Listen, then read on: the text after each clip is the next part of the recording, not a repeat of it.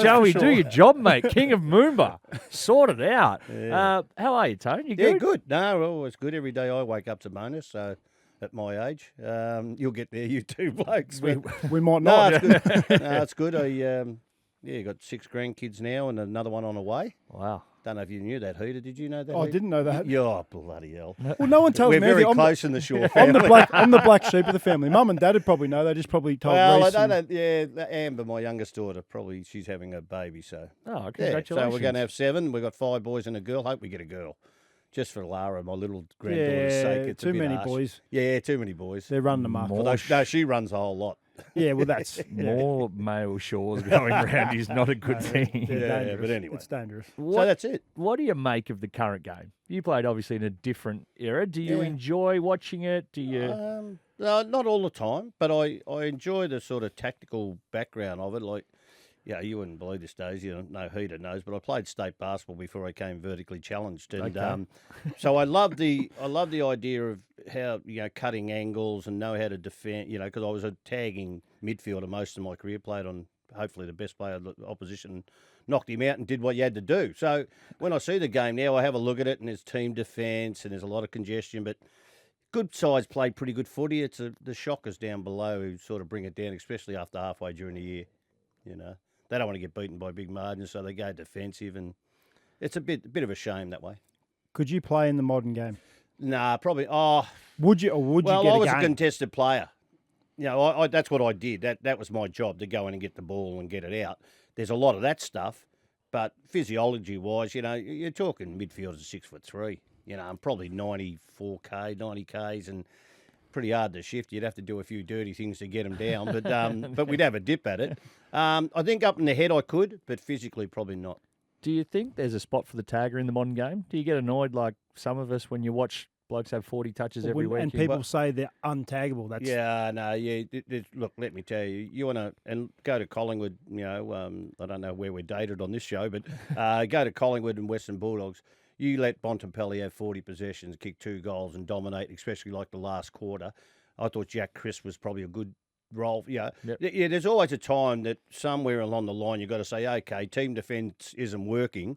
Maybe we've got to tighten up on this and everybody else readjust. So, yeah, I think there is. adjust on the run, because it's like if he's having. I remember I've sat in the coach's box a couple of times and they're like, oh, he's running hot. He's had 5 or 6. So you just go, all right, maybe lock down on him a little bit more. With Bont, you're going into the last quarter. That's right, You're like, yeah. he's probably the one who's going to win it for you. Well, Bont won them that game in the last quarter. Yeah, absolutely. If He was he enormous. doesn't, you qualities him. So there is a chance that you can do it, but coaches are pretty like sheep. They do the same thing. They'll watch and see what happens one year, and then they'll follow. Even if they haven't got the personnel, they'll keep doing it. You didn't, Tony. You went the other way. You went against the trend, and I think you hold the record for the worst coaching record of all time. Is it or close to That wasn't in the intro either. There's a couple ahead of me. Not many though. Let me tell you that. But when I coached, it was interesting. I was a defensive player, but I loved to score. In the first 2 years I coached, we were up there in the top 2 or 3. But what we didn't do well, we didn't defend. Yeah. And I didn't, and that was my fault because I didn't. That was when the trend of defence. All the coaches went overseas. Not just after I was finished, but they all went overseas and watched rugby, NFL, lacrosse, NFL, all this, and everybody come back and say, we've got to defend and stop scoring, and have a look what's done to our great game. You kick 10 goals now, you're a chance to win the game, but in our day, Lee Matthews said you kick 15, you win 95%, and every goal under that you lose percentage, 5-7% of winning. So that's right. If you kick 8 or 9 goals now, you're still a chance of winning the game, which to me isn't what our game was really built on, was it? You can argue the point. No, we want to see key forwards kicking a truckload. Well, I of played goals. an era, mate, when we had 5 or 6 full forwards who kicked 100 goals a year. It was just sensational. But who's going to do that? And people say, even the Dacos brothers now, they say, but the 2 Dacos boys are great, and they are great players. Are they going to be as good as Peter? Peter in 1990 kicked 97 goals as a small forward. Now, you tell me, 97, and then the next year in 91, where we just missed out in the final, he kicked 72. Now, if you tell me a small forward now, what's the return for a small forward? If you get 50, 50. 45, something like that? Have a look at it. Yeah, it's a different game. It certainly is. The talk this week's around Harley Reid and suspensions. Yeah. If you're at AFL House, are you changing the rules about you can still win a Brownlow, you can still win a Rising Star if you get suspended? Well, the Brownlow won't ever happen because it's just too historical now. But the Rising Star, what a joke. Just, the Rising Stars voted from game to game about this bloke being the Rising Star for a week. And when he gets nominated, he's a chance of winning it. And what he has to do the rest of the year, it's like your best and fairest at your club. We call it best and fairest, but you can be suspended and win it.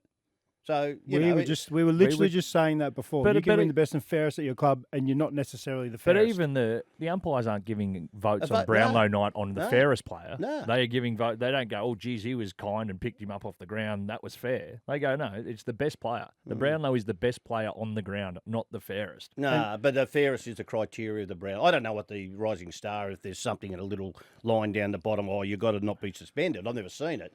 But I reckon take it away. They said, I think one of the officials of the AFL said last night it's not going to happen.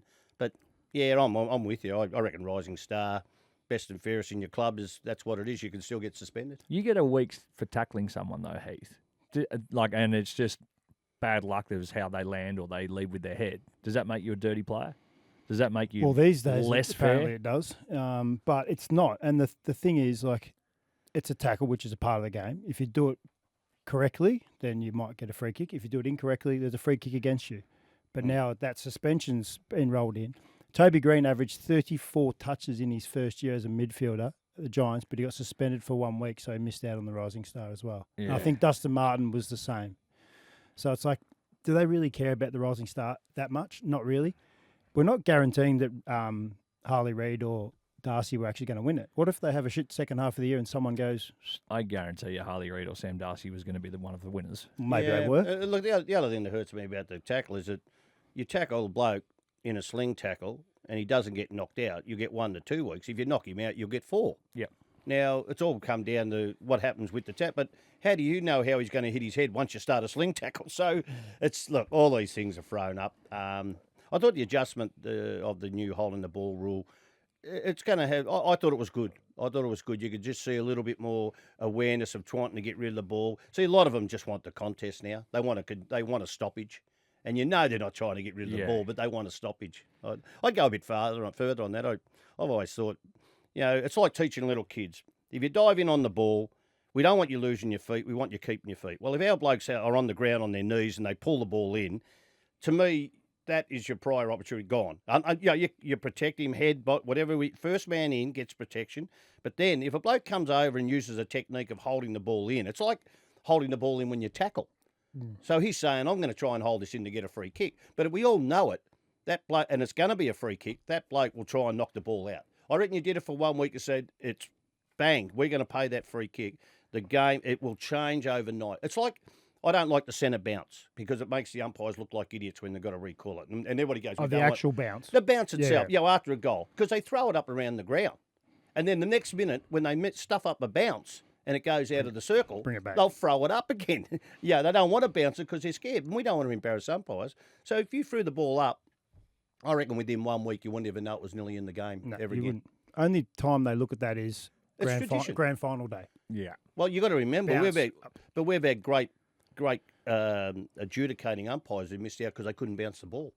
What do you want? A bloke who can bounce the ball straight a few times, or you want someone who can adjudicate better? It's a good point. Probably the adjudication. And it's only because you want the game I to understand people do. I've done this for 10 years. I write it down every year because we come somewhere it comes up because some game you might have a bloke recall 4 times in a game, which means that's 30 seconds, which is another point. But, there's 8 or 9 things about the injury umpires, the back injuries who, finished in the game, the embarrassment of that happening. You draft a good ruckman, and the next minute, the next 4 bounces go towards the other bloke, and they say it's in play, and you can't get your hand on the ball. So there's 8 or 9 things for taking the bounce away, and tradition's the only one for keeping it. Tony should be on the rules of the game. Oh, no doubt. No doubt, mate. I'm serious, and they don't like me in the AFL because I've never kissed their backside about things, and I call it how I see it, and that's the way I've always done things. But it just the mind boggles sometimes when you see what comes out of there. Do they have the people who are on the rules of the game? Have they got like a generational sort of that spread over generations, or is it just like people now? Don't know. I think there's more like older players than current players, or like currently Well, that's retired ridiculous players. in itself. Yeah, it is. Yeah. What about while we're solving the world's problems? Do you believe in a twilight grand final or a night grand final? Not a night, because to me, and look, it's only about averages. I played in 2 losing ones my first 3 years, so you don't want to celebrate after that, do you? But when you got 9 years later and you're playing a premiership and you get that feeling, you want to enjoy it. So if you're going to finish a game at 11 o'clock, only bad things can happen. I've got no worries with the twilight. I think it will go to twilight, because I think you can get both sort of parties done. You know, you can start it a bit later. But I reckon night, there's a lot of things in it. Nighttime also, conditions can change quickly. We've had blokes who have had bad vision at night time, you know, so there's another. There's a lot of things. I still love 2:30 because it's just pure, you know, it's pure. You can still get bad days with rain and that, but I just love the build-up. It's sharp, it's gone. The players can enjoy what they did if they do have success after it. Supporters can, and you can still get back at a time when, well, 1990, a lot of blokes didn't get back for 4 days. But anyway, that's another thing. But anyway. How hard did you go in 1990? Oh, I didn't go hard. I was cooked after the game. I remember at the Southern Cross, people were sort of coming at you, you know, and I didn't mind that. It was great to see the enjoyment, but the build-up was probably big, and I didn't notice it until after the game. And then I said to my wife, you know, after about an hour and a half of it, having dinner, and then we had to go back to the ground, I said, I'm cooked. So I went to the toilet, and this is a true story. I took a can of beer into the toilet, went in a cubicle and put my feet up behind it and had a can, just sitting back on the dunny. Just for about half exhausted. Gone. I was gone. And I was gone, you know, probably in my career after that, because I spent it all on that day, you know. But look, then the next day, well, Ray and I caught up at Victoria Park, and that was a big day. I think we both fell asleep in the gutter just waiting for a cab to come home. But I like it how the Shaw's thinking about the after party. Don't worry about the time of the grand final. Yeah, Just thinking about the after about- party. what What it looks like after the grand final. no, Don't worry look, about I had kids too. I was probably the only. I think I was the 2 married people on the group, and no one had kids except for me. I think at that stage who played in that game, you know. So I was home early. But Well, took the cup home. You can't do that very often. Slept with the cup. Yeah. Slept with the cup. Why not? Hey, hang around. We have got plenty more to talk about. We're touching on the big freeze, and you have gone down the slide as well. We'll talk all things Queen's birthday, that is now the King's birthday, and some of our memories from that, Heath. This is all coming up next on Footy Talk Podcast. Welcome back to the Footy Talk Podcast. This is your place for the latest news, interviews, and analysis from the world of AFL. He sure stuck around, but so has Uncle Tonino. Tony. King's birthday, formerly Queen's birthday, of course, but a bigger, before we get into game mode, the bigger occasion being the Fight MND Day. The beanies that are on sale now, Coles Express, Bunnings, or online at fightmnd.org.au. What was it like when you got the call from Neil and the family and said, hey, we want to send you down the slide? Yeah, well, I had a go at him because it had been going for 10 years. I said, how come I hadn't been asked before that? Probably like you two lightweights, you probably haven't been asked yet, but that'll happen somewhere down the track. Look, it was great.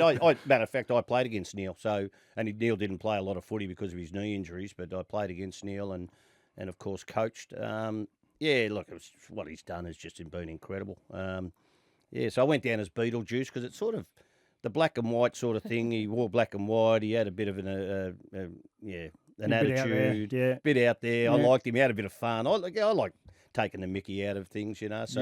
So he did that. So I went down to I was quite happy with it, really. It suited me probably at the size I am at the moment too. That probably helped with the suit and a few other things on.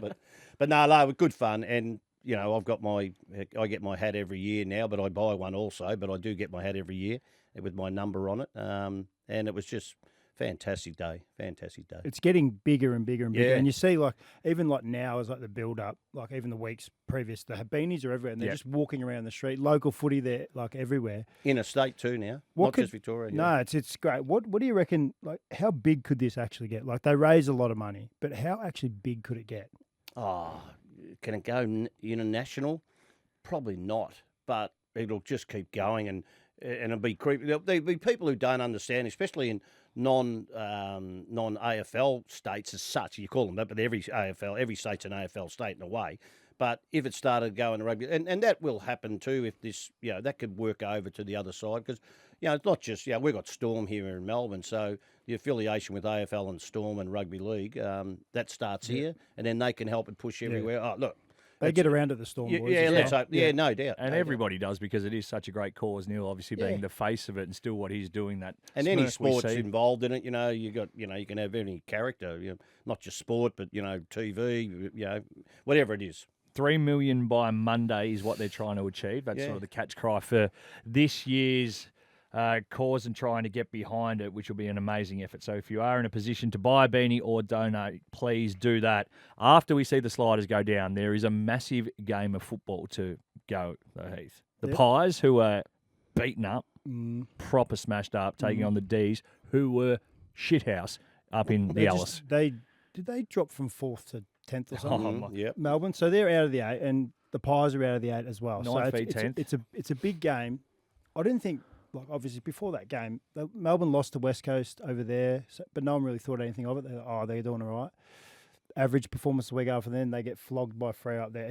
I don't know. There's massive question marks on them now. Pies, everyone thinks they're just going to keep coming, and the injuries keep coming as well. So it's not ideal for their back half of the year as well. It'll be a good game.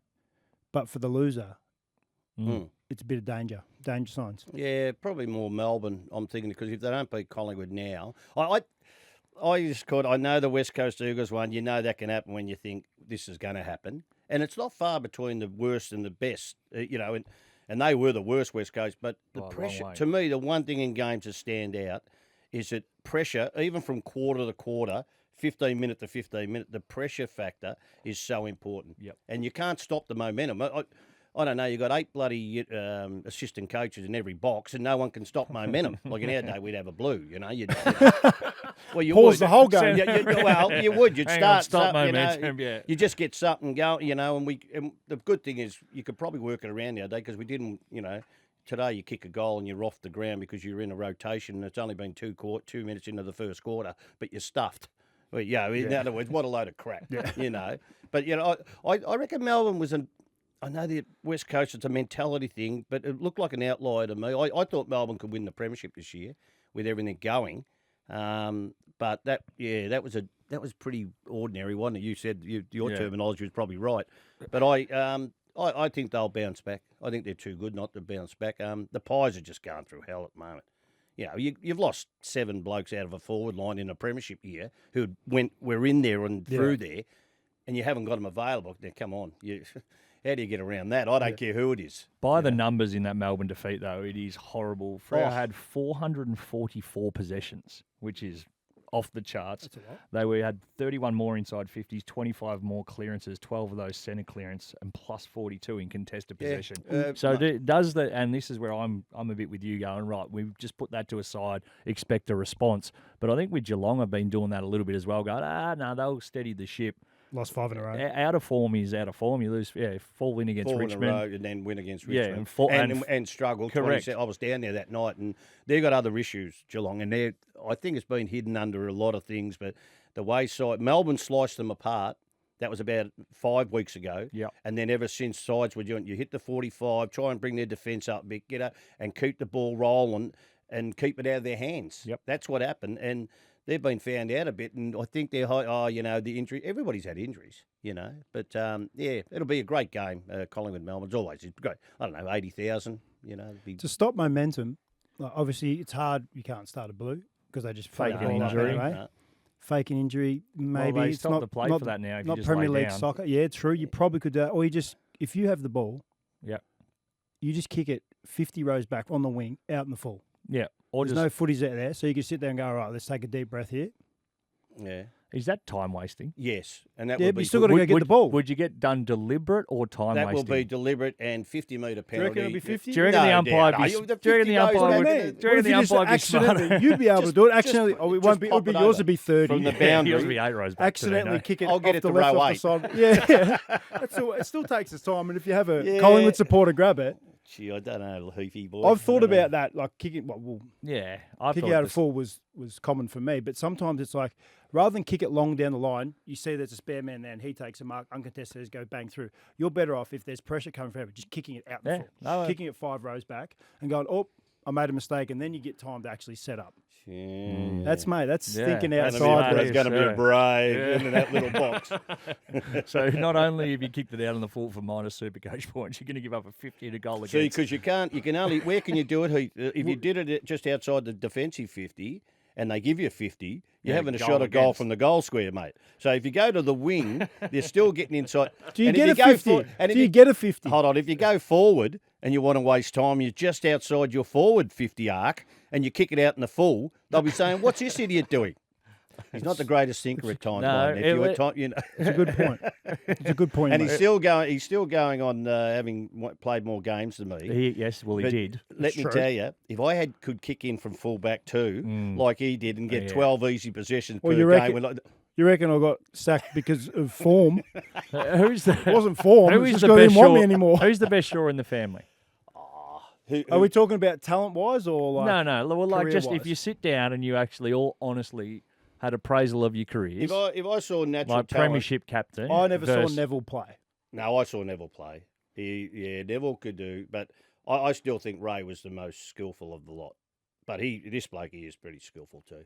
See, Reece, he worked his backside off. Yeah. You know, he was a bit different. I had to do it a different way. But I think Ray still had it all. He just, How good would it be if we all And he played probably in the got more same hard team? balls than you. Did Ray win a premiership?